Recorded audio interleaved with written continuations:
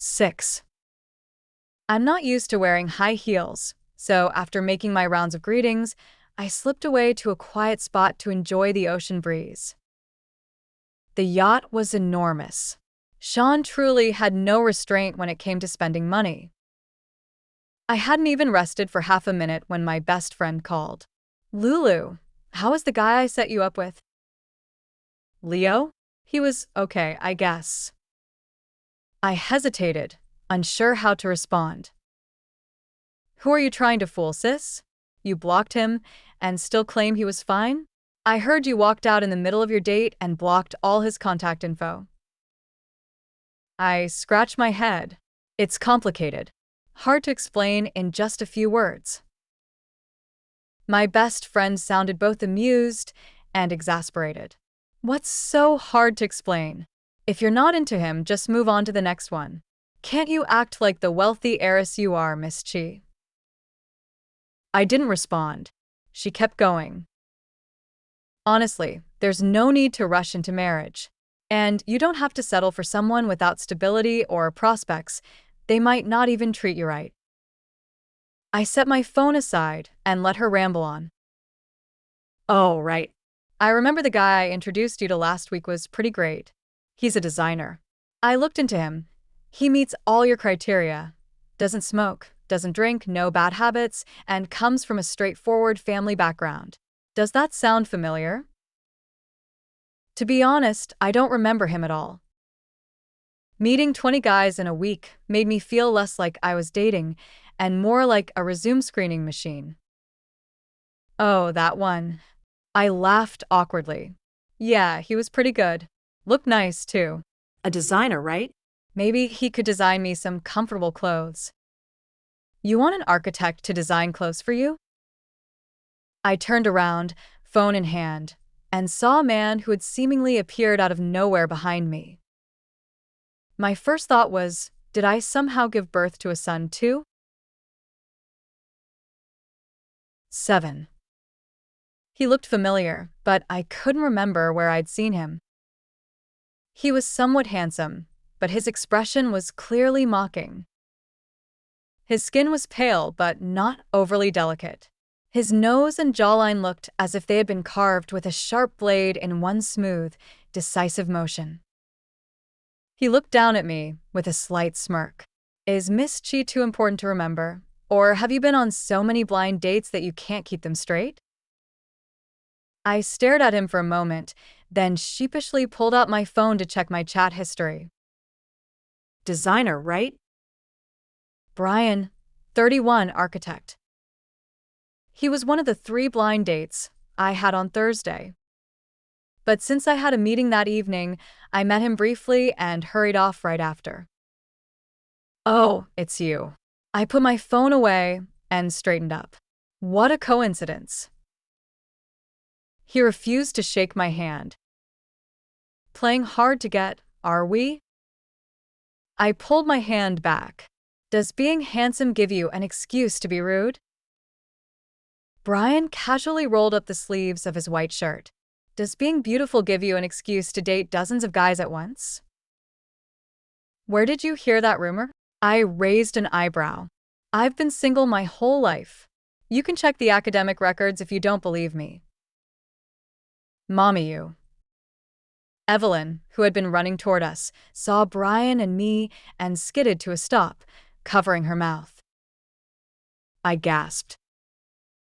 How could this unfortunate child be mine? "Mommy." Brian's expression was indescribable. "Miss Chi certainly has many sides to her." "Actually, no." Evelyn chuckled awkwardly and came over to pull me away. "Cousin, Sean is looking for you. Let's head to the front." I nodded enthusiastically and began to walk. "I'm Brian." He extended his hand to me. "Why don't we pretend today is the first time we've met?" I slapped his hand away. "Sorry, I hold a grudge." 8. Wrapped in a blanket, I sat in a corner, watching the man play the piano with mixed emotions. Dressed in a white suit, it was Leo. Mommy, I think I understand why you fell for my useless dad, Evelyn said, swirling her wine glass. Turns out you're just into looks. I watched Leo's profile and his fingers dancing lightly across the keys, then nodded. But why is he here? As the piece concluded, Leo rose to his feet. No one seemed to notice him, and he didn't greet anyone. Instead, he walked straight toward me. Evelyn stood up at once. Hey. I gently pulled her back. Don't get so upset.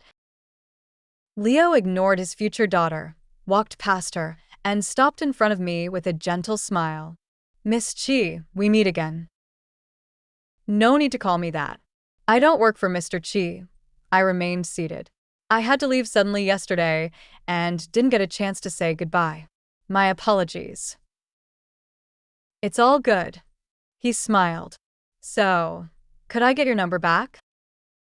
Evelyn stepped to the side, blocking the space between us. Keep dreaming. Leo's smile froze awkwardly.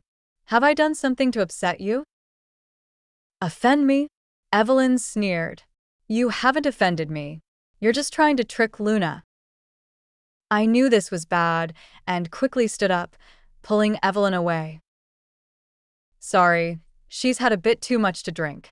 We're going to take a break. I gave Sean a look. You all enjoy yourselves.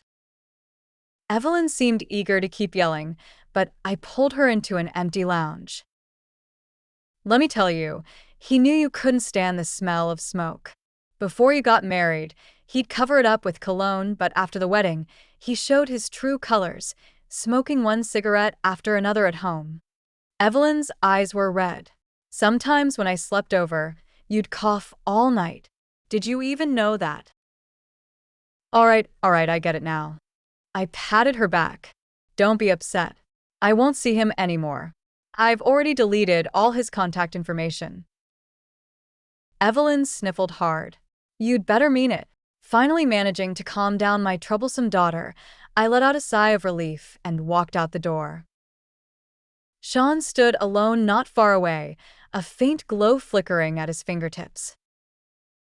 Seeing me emerge, he stubbed out his cigarette against the railing, hesitated for a moment, then took off his suit jacket and tossed it aside.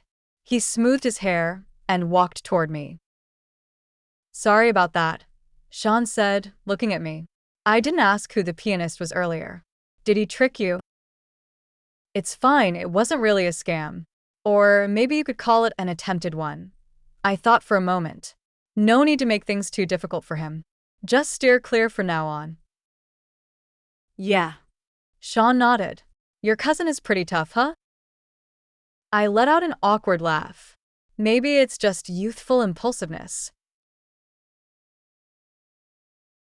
9. I drove Evelyn home, and she insisted I stay with her. Mommy, I'm afraid to sleep by myself. I looked at Evelyn's pleading face. I don't believe you. And I'm not exaggerating. From what I've seen, my daughter's fighting skills are so impressive that even a parade of ghosts would have to step aside for her. She looked at me with pleading eyes. I worked so hard to save you. Don't I deserve one night with you, Mommy? Fine. She successfully awakened maternal instincts I never knew I had.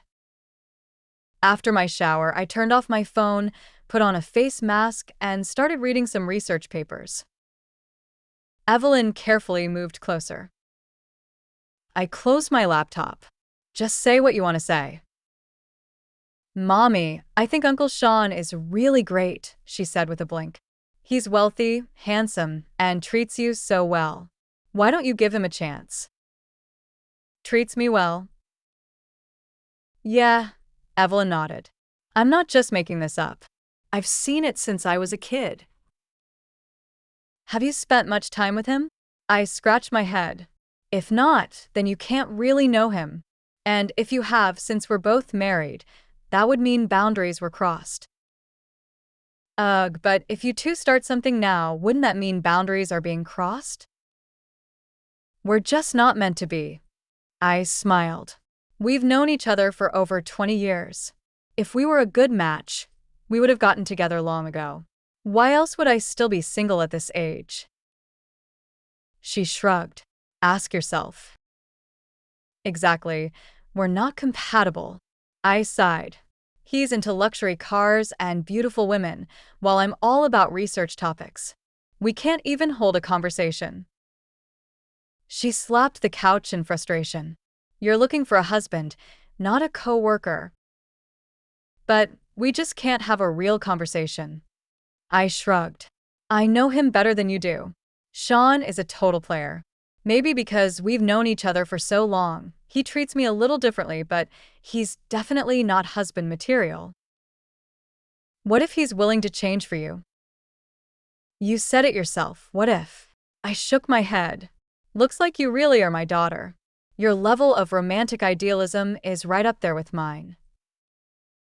Evelyn let out a long sigh, hugged a cushion, and slumped onto the sofa. Well, I hope Grandma doesn't kick you out. 10. A wonderful day begins with your parents asking when you're going to settle down. Mr. Chi didn't even look up. Back so soon. Did your grant money run out? My mom glanced at me. Just as I thought, you're alone again.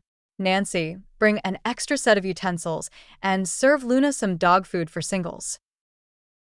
Mom, I think you're making fun of me, and I have proof.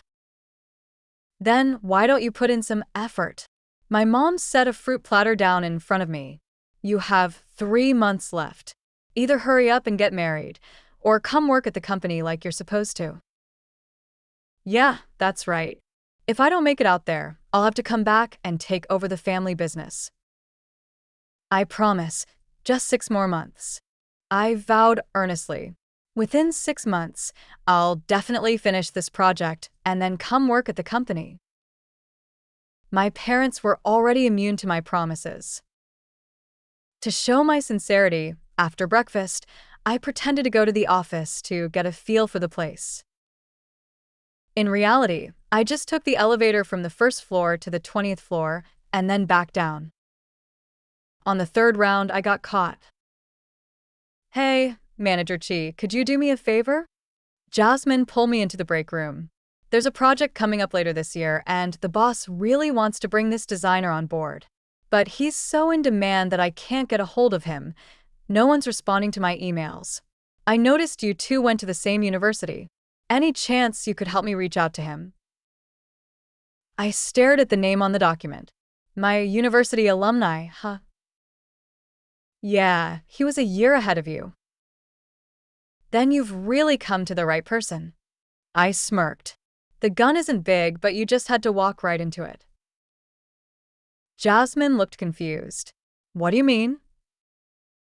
Brian, right? I waved the file in my hand. We just had a disagreement last week.